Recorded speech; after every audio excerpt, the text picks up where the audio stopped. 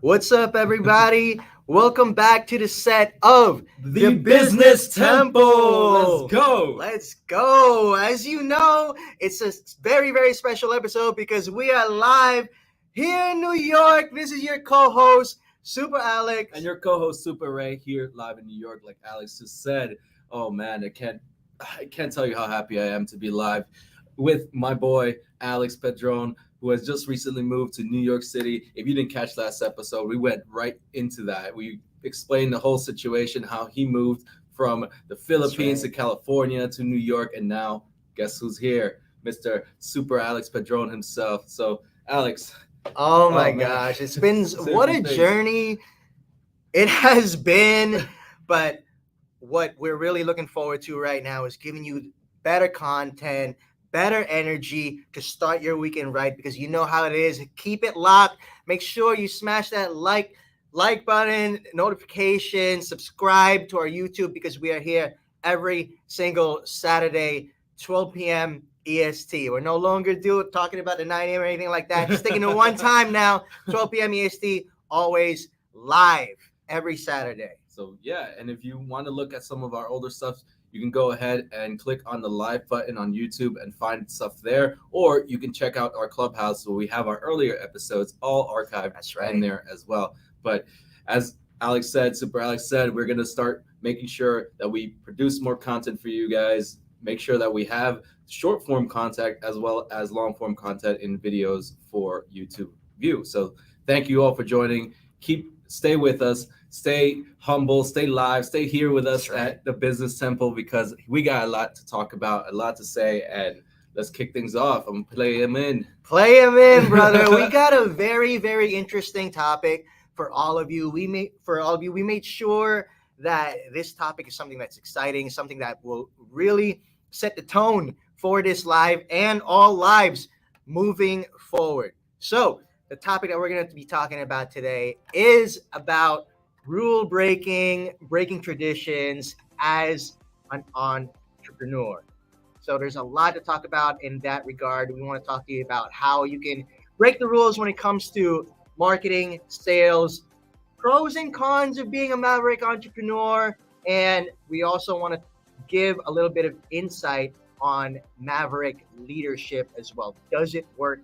Is it sustainable? There's so much to talk about in this topic, and let's kick it off, bro. Let's go. All right. I want to talk to y'all about how the origin of the word maverick actually came up. And no, it didn't start with Top Gun. It did not start with any of that military stuff. Surprisingly. So I want to give that definition to y'all right now. Maverick, the word actually began spreading in the 1840s across the South Texas range. And get this, everybody. Maverick means any cow that was unbranded was a maverick. But what fewer people even know is that the original herd of unbranded cows that launched the expression of it was owned by a man named Samuel Maverick. So there you go. That is the actual origin of the term. And now, of course, in today's business landscape, what that means is having an unorthodox mindset. Yes, a free will, as you say, and a different way of thinking, much like those calves that ran around, and Samuel Maverick would call them mavericks because they did what they want in a way. They disrupted the system, and they weren't fitting in the mold that was set for society.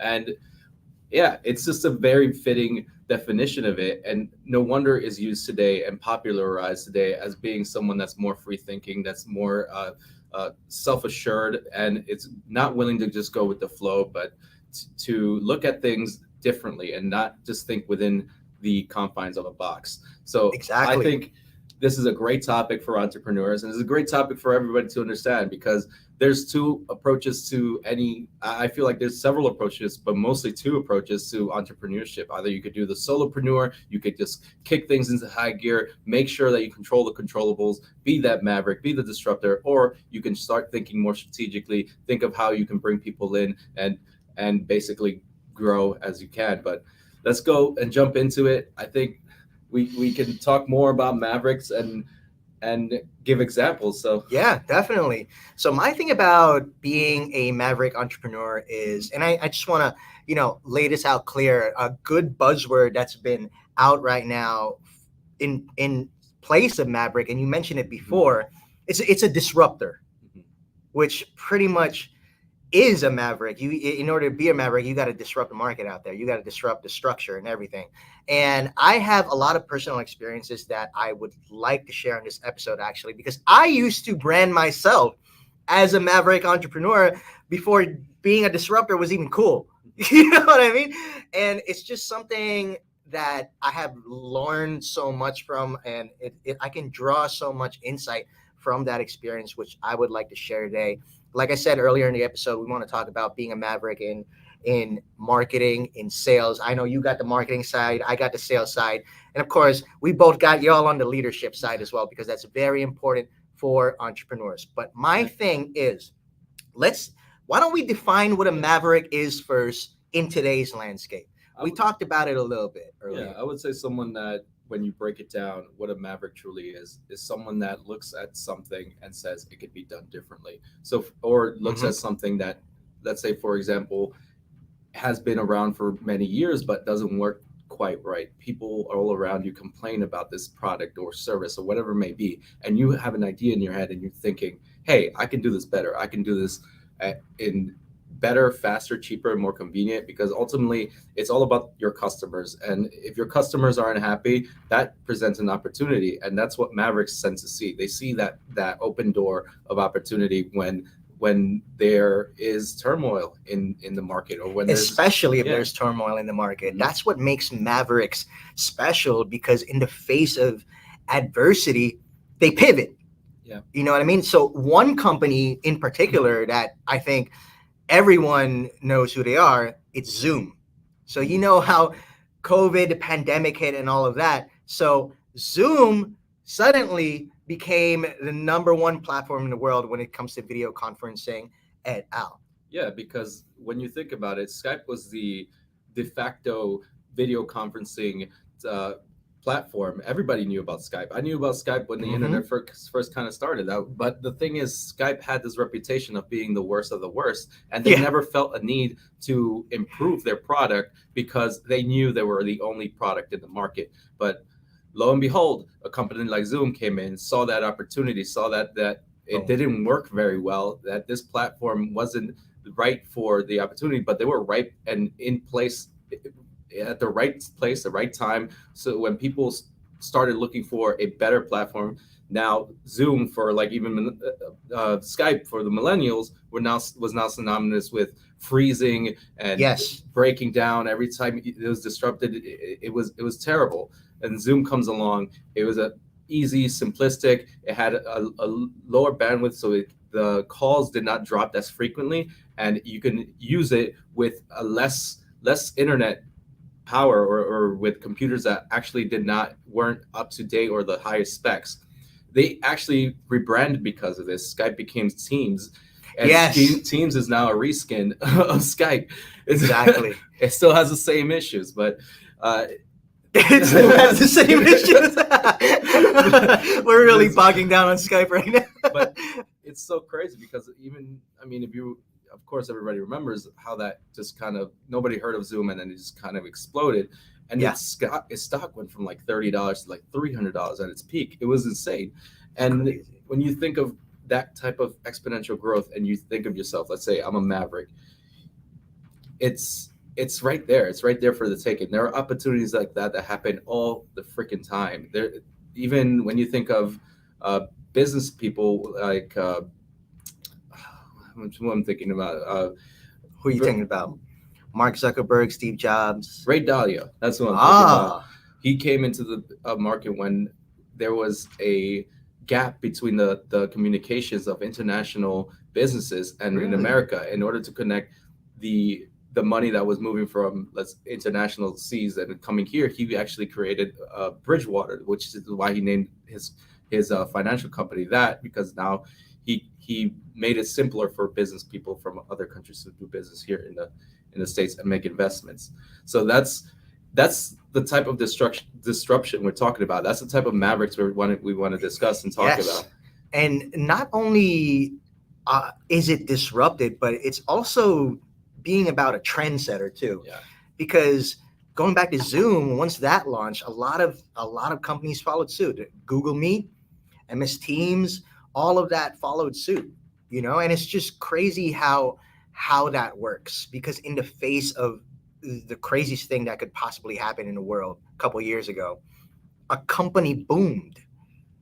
And I think being that's the perfect example of being a maverick, because you operated outside of traditions, you operated outside of the box, outside of structure, Mhm. and just created your own trend. Yeah. And it's crazy. Of course, I would explain that as a macro way of doing things, but there are also micro ways of being a maverick as well. And I want to talk a little bit about what traits there are of that. So I think number one is just having the openness to new ideas, the openness to everything. I think there are a lot of companies out there who are really stuck in their ways, stuck in their traditions. Number one, because it works, and that's absolutely fine. But a maverick is like what you mentioned earlier. Like, hey, you know what? Yeah, this works, but I want to make it work better. Yeah. I want it to. I want it to not just work for this company, but I want all companies to to do what we do. Mhm. You know what I mean? Just having that openness, despite having a clear picture of what the big picture, big vision is, you're still open to these new things, which give you the creativity and the flow to actually, come up with these new ideas, structures, products, services that you could use to serve your clients. Absolutely. And I mean, I definitely would call myself a maverick when it comes to the way I think of business. I saw an opportunity, and I still see the opportunity for the public speaking business to be more inclusive, one, and I love that. and also accessible and convenient. I don't think that public speaking should be one of those things that is like, oh, I need to do this. It's hard. In school, when we were, at least here in the United States, we have to take communication courses, public speaking courses. Some of those courses are just kind of like, Yeah. maybe an easy A for some, maybe just anxiety inducing place for others. I would say that public speaking is a foundational skill to have. And the problem with public speaking today is that it's all focused and centered around several different companies, including Toastmasters, which I personally, I'm not to bash Toastmasters, has a great program, but I think things could have been done better. And that's why I created Your Voice New York, I because agree. Your Voice New York is more short form. It's easier. It's a pick up and play type of uh, public speaking platform, and that's what I envision. I envision it being a modern day public speaking uh, for the future, because not everybody walks around talking like, "Hey, sir, what's up, sir? Shake my hand like this," or how do I shake it? What angle do I need to Uh-huh. approach? Do How I need to twist it like that so I have more power in the situation, or what? You in know my what I mean? in my interviews, I need to make direct eye contact into the camera and into the person's eyeballs, and then talk like this. I mean, we're in a different era. We're in a different Yeah. time period. I feel communication changes with eras, and I think it's time for an upgrade. And I think when you're a maverick, you're thinking of things as, oh, this needs an upgrade. You're not reinventing the wheel, because I feel like a I was lot of about to say that because yeah, you made a yeah, great point with your story right there. Exactly what you were going to say. Sorry to cut you off, but no, keep on going by all means. You yeah, don't have to reinvent the wheel. You no, could take something, whatever that is, and see how you could pivot, see how you can improve it. I love where you're going with this, man. yeah. Please continue. No, you hit the nail on the head right there. It's thinking of things that have existed, have already existed, but you know that it could be done better, it could be done differently, Exactly. because you feel that this type of way of doing things can work for a large group of people. If it's worked for you, if it's worked for your friends, if you tested it out, you did your R&D, your research and development, and you understand what the customers need, then that's a business right there. That's all you need. That's right. That's right. Let's get into a little bit more nuance. I know y'all are waiting for what about the marketing, sales, and leadership side? Let's start Let's with do it. that. What do you got for us, Super Ray? Well, when it comes to marketing, there's dollars at tight, and then a lot of the marketing is controlled by two major companies, especially online, which is Google and Microsoft Bing. Huh. They're the easiest way to get online, to start showcasing your product. Yes, the other route is social, but still has that hump to overcome. Where if you do want bottom line numbers, if you want to get revenue and ROAS, you want to find the people directly and get as much eyeballs. Investing in Google Ads is probably the best course There to you go. go. When on social media, however, there is that nuance where you're going to be, if you don't know what you're doing, you're going to spend a lot of money, and it's very, very tricky. And you might get caught up in all the noise with Yeah. everyone doing social media marketing these days. It's the barrier to that entry is very, very low. I I would suggest, if you are going to spend money, if you are going to be, if you want to get revenue fairly fast, and you also want to, and you have the money to do so, invest on in Google Ads. Take out a few ads there and start building your platform on there. Use social media sparingly. You can start there too, but as far as the use of social media, I would use that more so organically, because I think it resonates with people more. If you look at I how love that, bro. the ads of today are different from the ads of tomorrow, you'll start to understand how what I'm talking about. The ads of today are people actually trying out the product and going through everyday scenarios. As before, it was people selling at you. Buy Yeah. now, $29.99. Get this for free. You got to get this It's today. the urgency scarcity thing. Now it's more like you see someone walking around in their kitchen or at home using the product, talking to Mhm. their husband, saying, "Hey, you know what would be a great idea if we had knives?" And then the husband would be like, "Well, we bought these knives from IKEA or something, It and then they becomes like didn't a work." Yeah, testimonial or suggestive yeah, type of marketing, you know. That so that's different. so If the you ever nuance noticed of it. what you just explained is so valuable, bro. I'm like, I knew that, but at the same time, like you just broke it down. Yeah. So I mean that's true. It is that way now. I think a lot of things are very suggestive and The best way to be sold just to testimonials of it. is so the person that realizes they're not being sold to.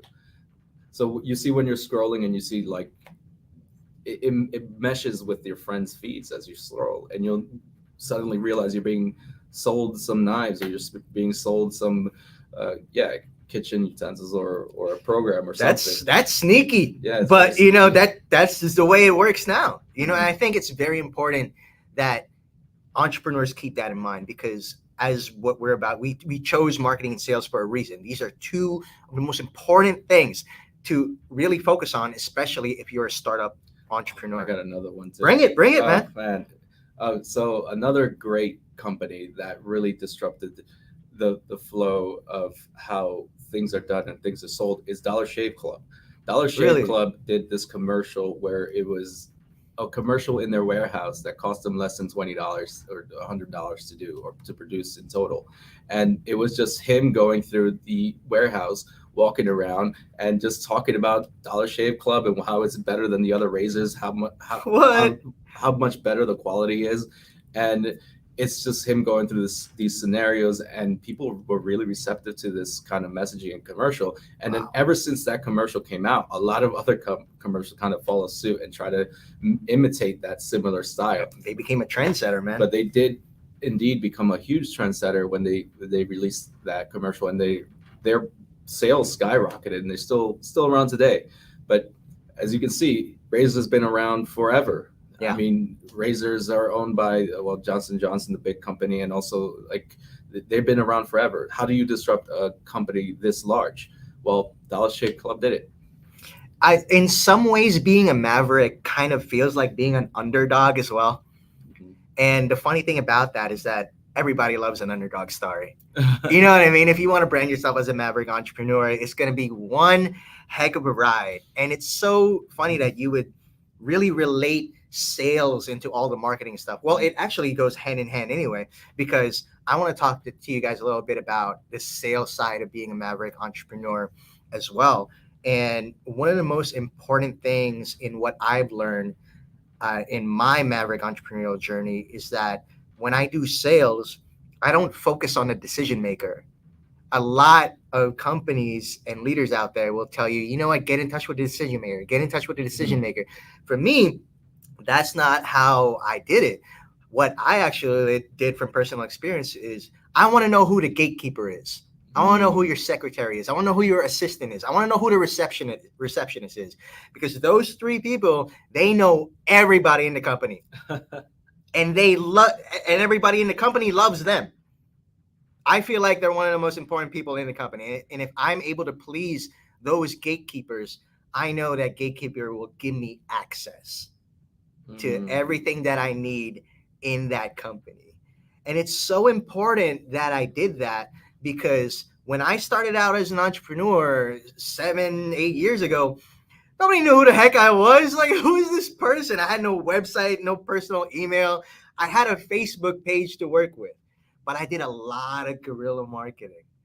You know what I mean? A lot of guerrilla warfare out there. It was the only power I had versus these big companies and big speakers and coaches and everything. Like, I did not have anything in my arsenal, but what I did have was the element of surprise, and that's where I learned how to disrupt my own industry by reaching out and focusing on the gatekeepers first. And I think that's super important when it comes to B2B sales, especially. I think that's where I'm kind of like focusing on right now, the B2B sales, because as a startup entrepreneur, it's important, of course, to work on B2C, B2B, but B2B, I believe, is where the real big breaks are at. My first big break I achieved 5 years ago. It was from a deal I closed from a B2B company. And that was from closing the gatekeeper first. Don't attempt to try and reach the decision maker. I mean, you could try contact that person. I would say it's a hit or miss. Maybe 90% of the time, it'll probably miss. But then if you talk to the gatekeeper, you talk to the assistant, the secretary, the receptionist, then you now have leverage. You now have a person who will recommend you, and that person being one of the most important people in the company. Do not underestimate these people, because they are actually running the show. So all moving parts fall on them. So, Alex, I don't know if you realize what you're doing. You're actually creating your own credibility. You're making that a person that you know is powerful, influential, that is a decision maker. You're making yourself more credible by getting an introduction by the person that they trust most. So, if you, as a person that they don't know, is coming up to them, a busy person that has things to do, that Like, who the probably hell are gets you? solicited 100 times a day, then they're gonna just look at you and just flat out ignore you. But if someone that they trust comes up to them and say, "Hey, I got this person you need to hear it out from," now you've already added a layer that is a filter between you and the person that's making the decision. So it's like also kind of the way it's weird, because everybody that knows me knows that if you want to get to me the fastest, you probably have to reach out to my girlfriend. So your girlfriend is your gatekeeper. So basically, there you go. I have a very busy schedule, but if my girlfriend tells me to do something, I'm sure as hell gonna be there. Then you're gonna make time for it. He's gonna make time for it. But if someone just directly tries to approach me, try to get my attention, I rarely feel like it happens, but it's very rare. But it happens literally 99% of the time if my girlfriend is the one that's doing the introduction. So there or you your go. wife, if you goes to show that it works. You know, if you can talk to the decision maker's wife first, I promise you and guarantee you'll get a meeting. You'll get their attention, and you'll be like, oh, okay, you know, it's just something different that you can do. And this tactic comes from personal experience. I want to share it to everybody here, and it's very, very important that you give it a shot, because what do you got to lose? You know, I'm sure it's easy to pitch to, say, an assistant than a CEO, or maybe it's not. You know what I mean? It depends, I guess, on what type of assistant you're talking to and all of that. But that's for another episode. My thing is just, reach out to these gatekeepers first. Nurture your relationship with these gatekeepers, because they have the keys. They know everyone in the company. It's very, very important that you respect the gatekeepers. Don't try to skip over them. head over to the CEO right away or whoever decision maker you're trying to reach out to. Respect these gatekeepers, and I promise you that sale process will be a lot easier. You will get the attention that you need. Get to those gatekeepers first. And while we're talking about leadership here, I think it's important for us to talk about the pros and cons of being a maverick entrepreneur or a maverick professional in your company. Is that sustainable? Can you sustain thinking outside of the box all the time? Can you sustain being unorthodox all the time? Yeah. Where does your personal experience or where does your head at line with this, Ray? I think that I'm a mixed bag on this one because Okay. I don't personally think that it's sustainable for an average person. But if you are truly a maverick, if you truly are living that type of lifestyle, you can continuously go until the gas runs out of the tank. I don't think it's sustainable forever. I think there are times where you need to stop for gas and then Yeah. revisit the journey Mm-hmm. because I mean, not all businesses succeed. Let's get that right out of the gate. And if you are spending your entire life focused on driven on this and it's not working, then you have to kind of rethink the process and either stop or go back and then realign yourself and find the right route.